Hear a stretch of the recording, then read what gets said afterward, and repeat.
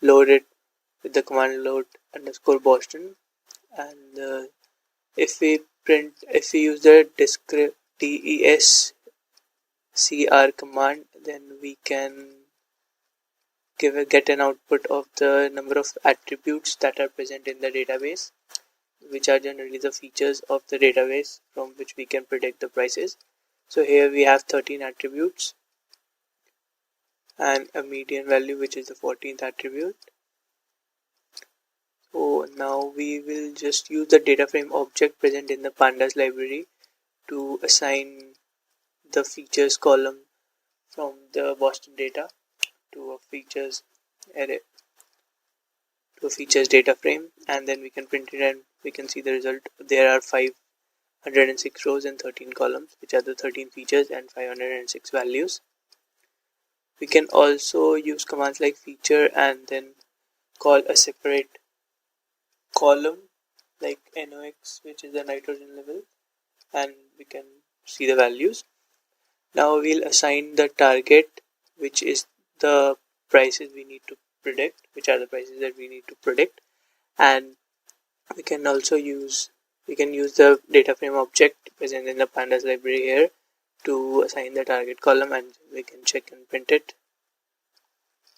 We can also use functions like min and max here to print a minimum and a maximum value for a feature like target here. Now we just need to concatenate the features and the target into a data frame.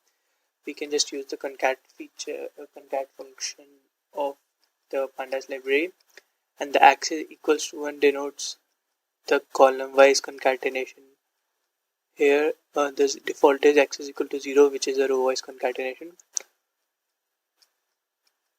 We can also use the describe data frame object to describe the mean, the standard deviation, the count, min value, the percentile, and the max value, which are all displayed here for particular columns. Now we just need to find the correlation between the target value and the features. Correlation is just a dependency rate of a feature and a target. How the change in a feature depends on the change of the target. Here we can use different type of correlation, but we are using Pearson's here.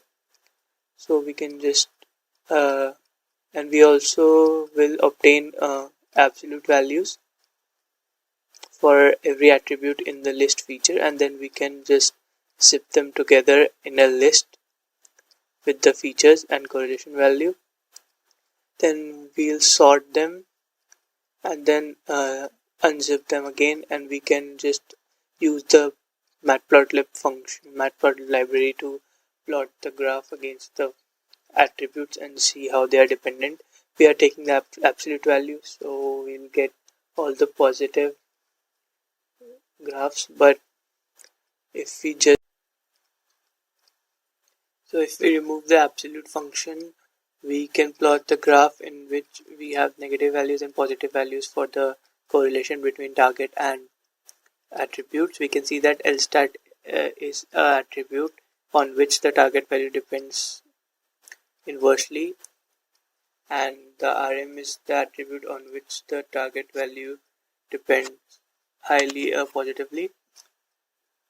Then we need to normalize the data. We'll use the lstat feature because the target value is affected by it the most from all the attributes, and then we'll use the target column for the y. And then we can normalize the data using the min-max scalar object and create an instance and use the fit transform function. We use the reshape function because the fit transform only allows vertical data, and then we can use slicing to change it back. Then we need to split the data into testing and training data. We'll take 80% of the data as the training data, and we'll take 20% of data as the testing data. Then we need to define some kind of a cost function. Here we are using the mean square error function. We need to define 3 functions for it to run. We will define error to find the mean square error. We'll define update to update the MNC slope for the linear regression equation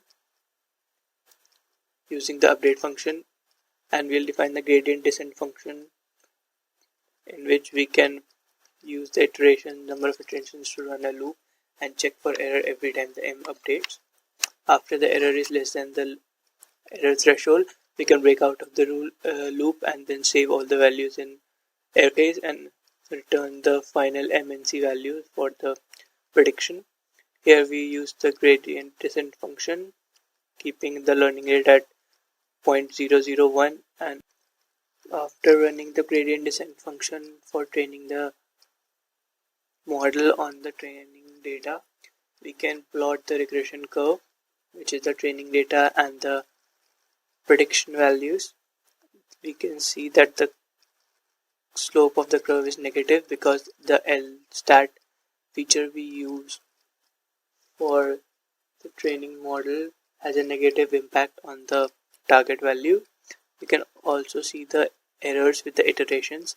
We can see that the error have gradually decreased over the iterations, and we can also visualize the training phase of the model by using the HTML and the func animation objects. We can see in this video how the model trains itself and the regression curve changes accordingly while the MNC change.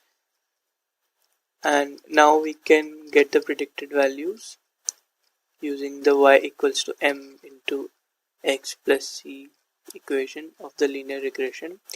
We can also test the mean squared error against the target value and the predicted value, which is 0.0158 for the LSTAT feature, and then we can just add the testing data and the predicted value in a data frame and show them. And we can also plot the scatter plot of the testing data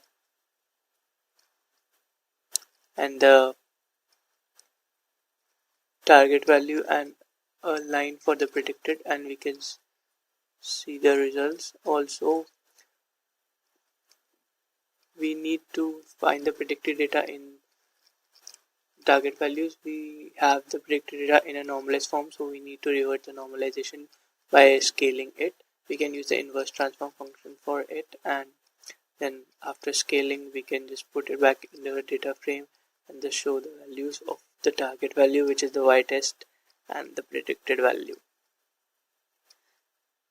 We can also change the feature to RM to test out a feature which affects the target value positively.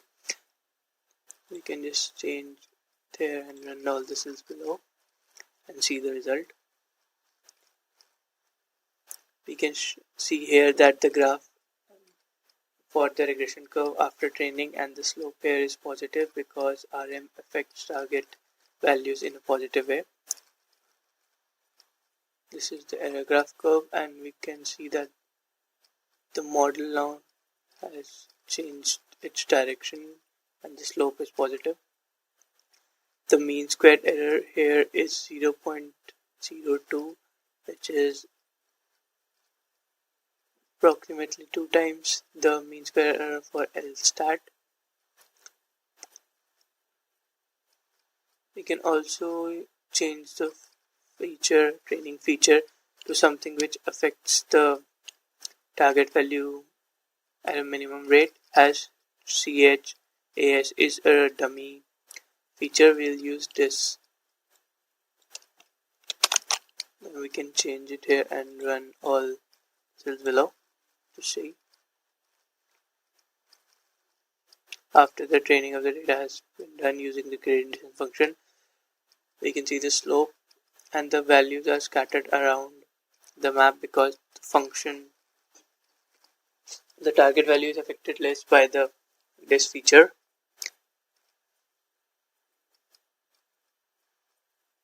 Also, the mean square error, which is 0.043, which is approximately 4 times the mean square error found when using LSTAT, and these are the predicted values for the featured disk after using it.